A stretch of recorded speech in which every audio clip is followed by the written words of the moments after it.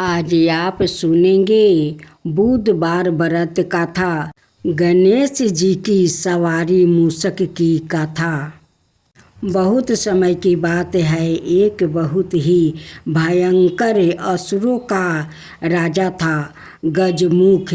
वो बहुत ही शक्तिशाली बनना और धन चाहता था। वो साथ ही सभी देवी देवताओं को अपने वश में करना चाहता था। इसलिए हमेशा भगवान शिव से वरदान के लिए तपस्या करता था। शिव जी से वरदान पाने के लिए वो अपना राज्य छोड़कर जंगल में जाकर रहने लगा और शिव जी से वरदान प्राप्ति करने के लिए बिना पानी पिए भोजन खाए रात दिन तपस्या करने लगा। कुछ साल बीत गया। शिव जी उसके अपार तप को देखकर प्रभावित हो गया और शिव जी उसके सामने प्रकट हुए। शिव जी ने खुश होकर उसे वैदिक शक्तियाँ प्रदान किया, जिससे वो बहुत शक्तिशाली बन गया। सबसे बड़ी ताकत जो शिव ने उसे प्रदान किया वो यह था कि उसे किसी भी शास्त्र से नहीं मारा जा सकता था।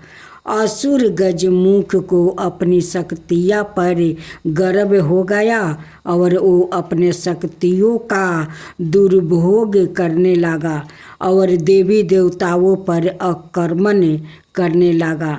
मात्र शिव, विष्णु, ब्रह्मा और गणेश ही उसके अंतक से बचे हुए थे। गजमुख चाहता था कि हर कोई देवता उसकी पूजा करे।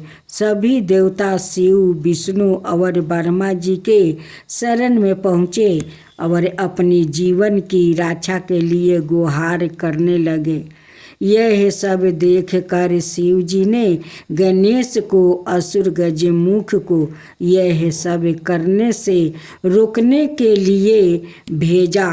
गणेश जी ने गजमुख के साथ युद्ध किया और असुर गजमुख को बुरी तरह से घायल कर दिया, लेकिन तब भी वो नहीं माना। उस रक्षक ने सवाई को एक मूषक के रूप में बदल लिया और गणेश जी की और आक्रमण करने के लिए दौड़ा। जैसे ही वो गणेश जी के पास पहुंचा, गणेश जी कूद कर उसके ऊपर बैठ गया और गणेश जी ने गजमुख को जीवन भर के मूषक में बदल दिया और अपने वाहन के रूप में जीवन भर के लिए राख लिया। बाद में गजमुख अपने इस रूप से खुश हुआ और गणेश जी का प्रिय मित्र भी बन गया। दूसरी कथा, एक बुढ़िया थी। वो बहुत ही गरीब और अंधी थी। उसके एक बेटा और बहू थे। वो बुढ़िया सदाए गणेश जी की पूजा किया करती थी। एक दिन गणेश जी प्रकट होकर उस बुढ़िया से बोले, बुढ़िया माँ, तू जो चाहे सो मांग ले। बुढ़िया बोली, मुझसे तो मांगना नहीं आता है, कैसे और क्या मांगूं? तब गणेश जी बोले, अपने बहू बेटे से पूछ कर मांग ले। तब बुढ़िया ने अपने बेटे से कहा, गणेश जी कहते हैं तू कुछ मांग ले, बता मैं क्या मांगूं? पुत्र ने कहा, माँ तू धन मांग। बहू से पूछा तो बहू ने कहा, नाती मांग ले। तब बुढ़िया ने सोचा कि यह तो अपने अपने मतलब की बात कर रहे हैं। अंत में उस बुढ़िया ने पड़ोसिनों से पूछा तो उन्होंने कहा, बुढ़िया तू तो थोड़े दिन जिएगी, क्यों तू धन मांगे और क्यों नाती मांगे? तू तो अपनी आँखें की रोशनी मांग ले, जिससे तेरी जिंदगी आराम से कट जाए। इस पर बुढ़िया बोली, यदि आप प्रसन्न है तो मुझे 9 करोड़ की माया दे, निरोगी का काया दे, अमर सुहाग दे, आँखों की रोशनी दे, नाती दे, पोता दे, और सब परिवार को सुख दे, और अंत में मोक्ष दे। यह सुनकर तब गणेश जी बोले, बुढ़िया माँ, तूने तो हमें ठगा दिया, फिर भी जो तूने मांगा है वचन के अनुसार सब तुझे मिलेगा। और यह कहकर गणेश जी अंतर्ध्यान हो गए। उधर बुढ़िया माँ ने जो कुछ मांगा वो सब कुछ मिल गया।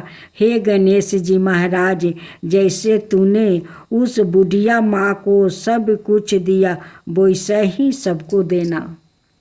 अब सुने महालक्ष्मी व्रत कथा। एक गांव में एक गरीब ब्राह्मण रहता था। वो हर दिन विधि विधान से भगवान विष्णु का आराधना करता था। एक दिन उसकी भक्ति से प्रसन्न होकर भगवान विष्णु ने उसे दर्शन दिया और ब्राह्मण से एक वरदान मांगने के लिए कहा। तब ब्राह्मण ने उसके घर माँ लक्ष्मी का निवास होने की इच्छा जाहिर की। तब भगवान विष्णु ने ब्राह्मण को लक्ष्मी प्राप्ति का मार्ग बताया। भगवान विष्णु ने कहा कि मंदिर के सामने एक स्त्री आती है और वो यहाँ आकर उपले थापती है। तुम उसे अपने घर आने का आमंत्रित देना, वो माँ लक्ष्मी है। भगवान विष्णु ने ब्राह्मण से कहा, जब माँ लक्ष्मी सवाए तुम्हारे घर पधारेगी तो घर धन धन से भर जाएगा। यह कहकर भगवान विष्णु अंतर्ध्यान हो गए। अगले दिन ब्राह्मण सुबह सुबह ही मंदिर के पास बैठ गया। लक्ष्मी माँ उपले थापने के लिए आई तो ब्राह्मण ने उनसे घर आने का निवेदन किया। ब्राह्मण की बात सुनकर माता लक्ष्मी समझ गई कि यह विष्णु जी की कहने पर ही हुआ है। लक्ष्मी जी ने ब्राह्मण से कहा कि मैं तुम्हारे साथ चलूँगी, लेकिन तुम्हें पहले महालक्ष्मी व्रत करना होगा। 16 दिन तक व्रत करने और 16वां दिन चंद्रमा को अर्घ देने से तुम्हारी मनोकामना पूरी हो जाएगी। ब्राह्मण ने माँ लक्ष्मी के कहे अनुसार व्रत किया और माँ लक्ष्मी को उत्तर दिशा की और मुख करके पुकारा। इसके बाद माँ लक्ष्मी ने अपना वचन पूरा किया। माना जाता है कि तभी से महालक्ष्मी की व्रत की परंपरा शुरू हुई थी।